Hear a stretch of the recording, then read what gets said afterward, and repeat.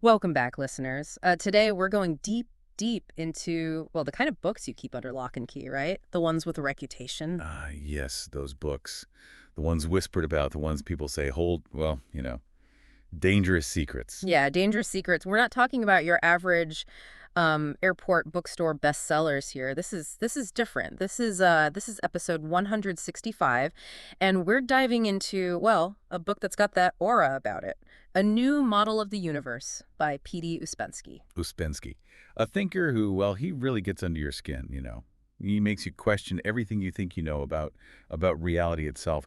This book, A New Model of the Universe, it's dense, it's challenging, and it's still relevant, even controversial all these years later. And that's what we're here to figure out, right? Why this book? What's so potentially world-changing, so dangerous about Ouspensky's ideas? Well, let's start with one of his core premises. He suggests that human thought, what we think of as thinking, isn't just one thing. It's not just this single level.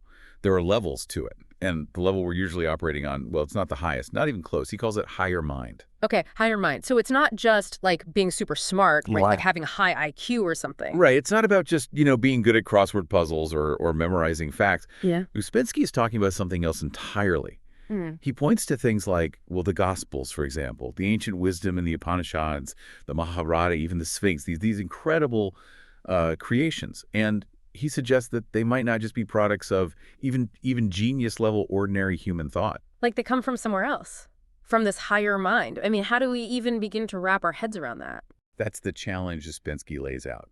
He says that truly understanding these, what he calls memorials of higher mind, requires more than just reading them, right? Or even analyzing them intellectually. It takes a certain kind of knowledge, special training, maybe even certain faculties that not everyone has. And and he's clear, you're not going to get proof in the usual sense. Yes. This is beyond that. Okay, so no scientific studies on higher minds then. You can't exactly put it under a microscope. And this brings us to esotericism, a word that gets thrown around a lot. But what did it mean to Ouspensky? Right, esotericism. To him, it's not primarily about secret societies or hidden rituals, though those things might be a part of it. For Ouspensky, esotericism is really about this higher mind, this different level of understanding. It's about the knowledge that comes from that level. And he's saying it's hidden, not in the sense of being physically locked away, but hidden because it's inaccessible to, well, the ordinary way of thinking. So we've got this potential for a deeper understanding, this hidden knowledge, but then Ouspensky throws in this curveball. He says, truths, even profound truths, they can decay over time. They can become, well, he uses the word decrepit. Right. And what he's warning against is just blindly accepting old ideas Hmm. just because they're old. The age of an idea doesn't make it true. Those old truths, they can lose their power. Their meaning can get distorted, twisted over time. And on the flip side, he says we should be wary of new ideas, especially ones that are too logical, too neat and tidy. They can miss the bigger picture, the human element. I guess it's like fashion, right? Sometimes the old stuff comes back in style, and sometimes what's new is just, well, not very good. Exactly. It's about recognizing that truth isn't just a matter of old versus new. It's more nuanced than that. Speaking of nuance, Ouspensky uses the example of reforms in weights and measures to make this point.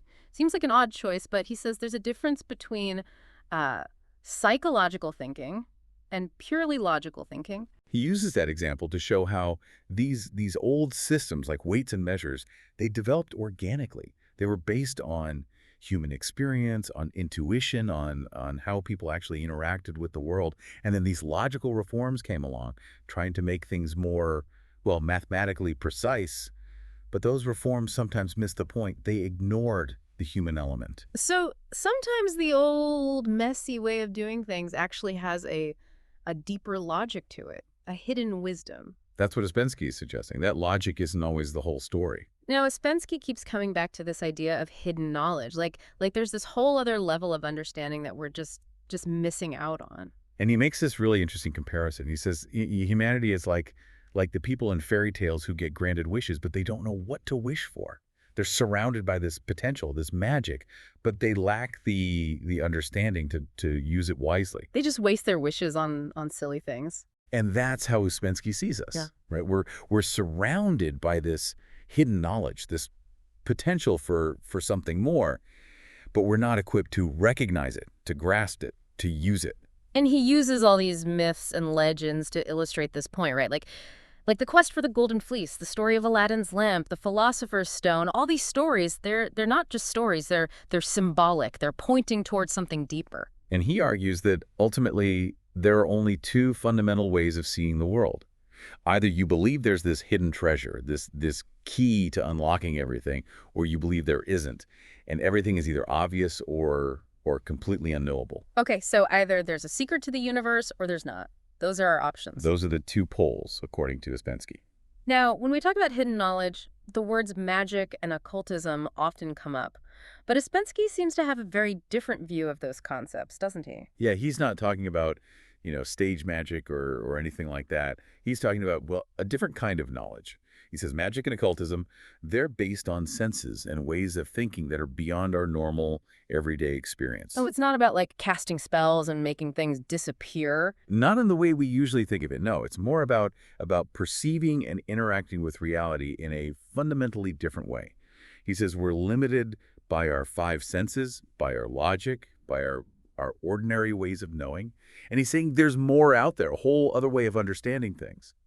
Okay, so there's like normal knowledge and then there's this other kind of knowledge, this magical or occult knowledge. And he also talks about mysticism, but he uses that word in a very specific way too, doesn't he? He does. He defines mysticism as, well, he focuses on the psychological aspect of it. He's talking about particular states of consciousness, states that give rise to very specific ideas. And he separates this from the religious side of mysticism, the beliefs and the practices. So he's more interested in the experience itself, the state of mind, than in any particular religion or belief system. Exactly. And he points out that these mystical experiences, they're described in very similar ways across different cultures, different religions, different times. You see it all over the place, right? People having these experiences that they struggle to put into words. Right. And Ouspensky is saying that these similarities, they can't just be coincidence. There must be something real behind them, some underlying truth that transcends any one religion or culture. Okay, so there's this possibility of a deeper understanding, a different way of experiencing reality. And then Ouspensky brings up this idea of two circles of humanity, an inner circle and an outer circle. The inner circle, he says, this is where the real knowledge is, the esoteric knowledge. And the outer circle, that's most of us going about our lives totally unaware of this inner circle. But he suggests that this inner circle, it's actually guiding the evolution of the outer circle. Guiding us, like some secret society pulling the strings. Not necessarily pulling strings, but influencing, guiding in subtle ways.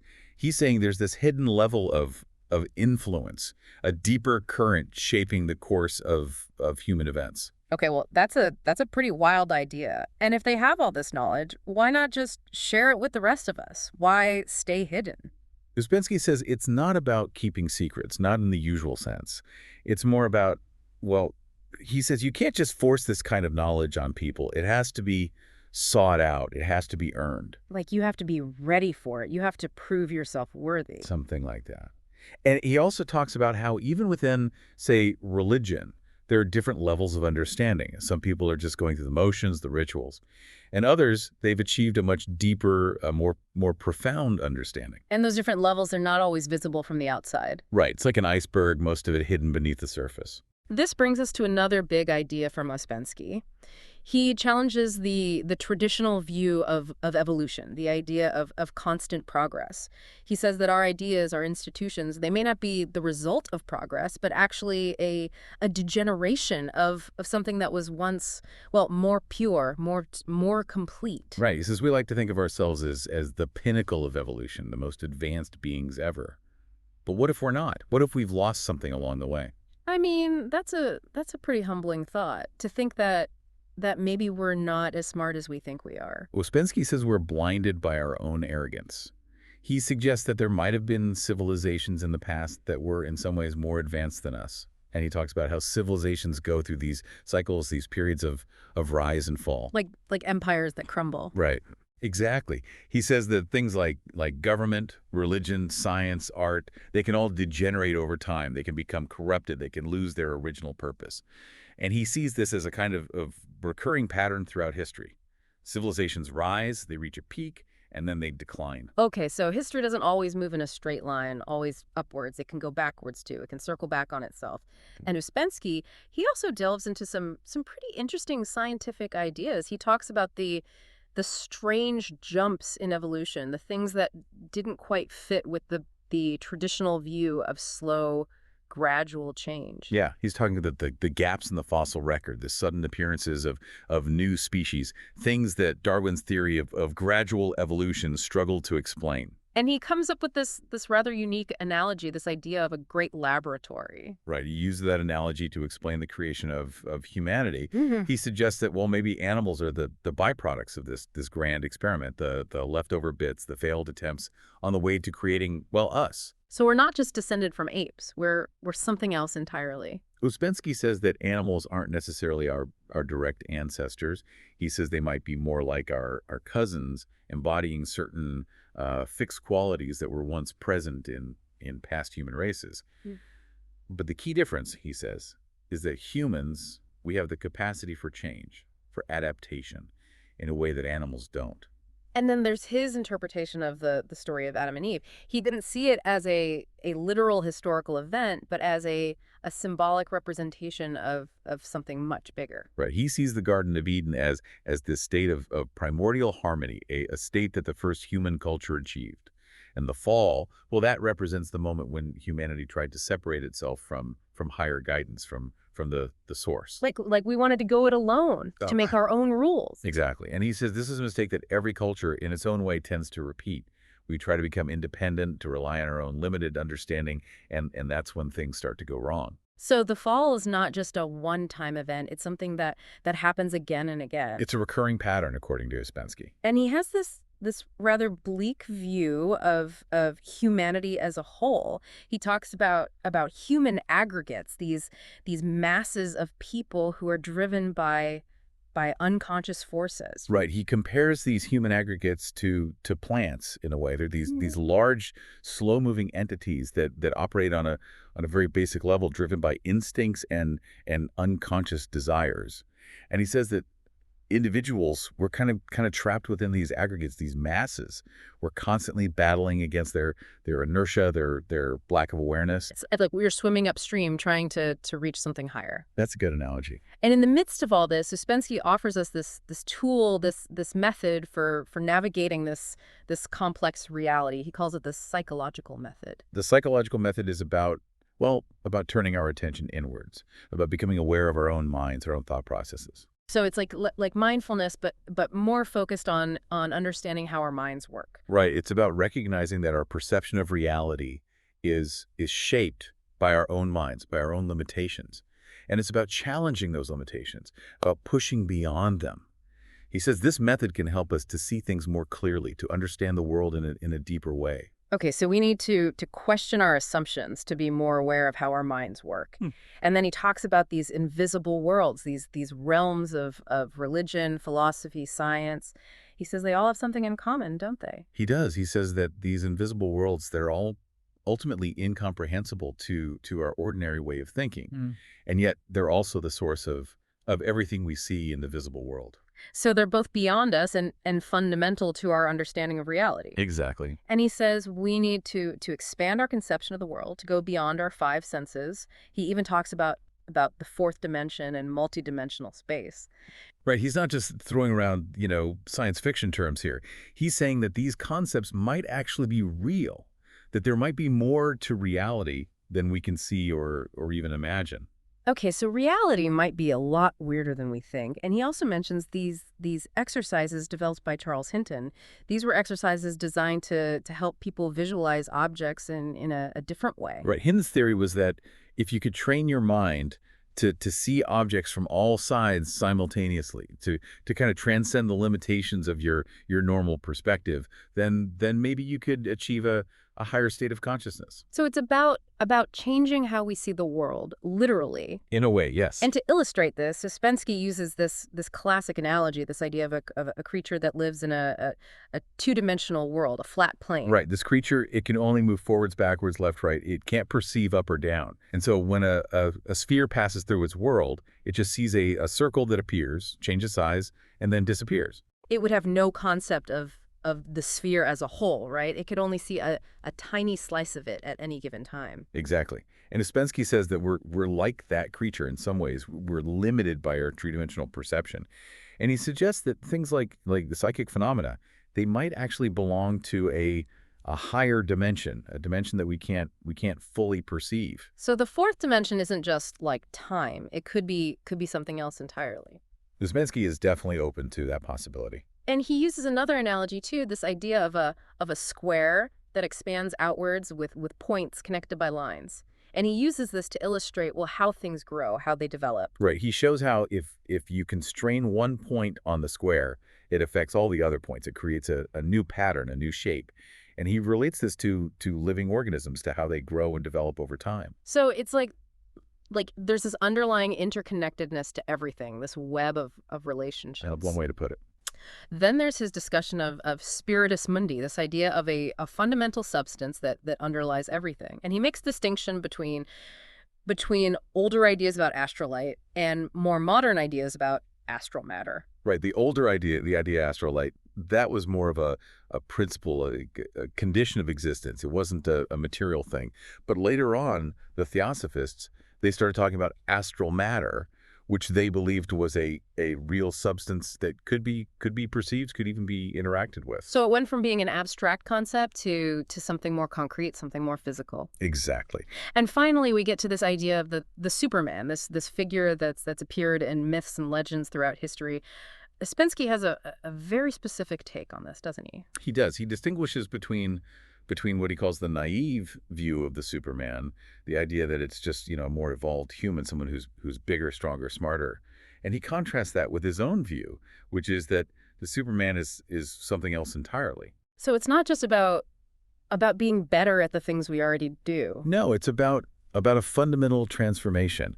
Ouspensky says the Superman is like a magician or a saint, someone who's tapped into this hidden knowledge, who's gone beyond the limitations of ordinary humanity. Okay, so it's a qualitative difference, not just a quantitative one. Exactly. And he also talks about Nietzsche's concept of the Superman and how it sometimes gets linked to the devil, to evil. Right, but Ouspensky, he has a very different view of the devil. He doesn't see the devil as some, powerful evil being. He sees the devil as representing vulgarity, triviality, the basest aspects of human nature. So the devil is not some supernatural force, but something that's very much a part of us. Exactly. And he says we shouldn't confuse the true idea of the Superman with this vulgarity, with this descent into the lower aspects of our nature. And then there's his interpretation of Pontius Pilate. He sees Pilate as a surprisingly modern figure. Right. Ouspensky says that Pilate was driven by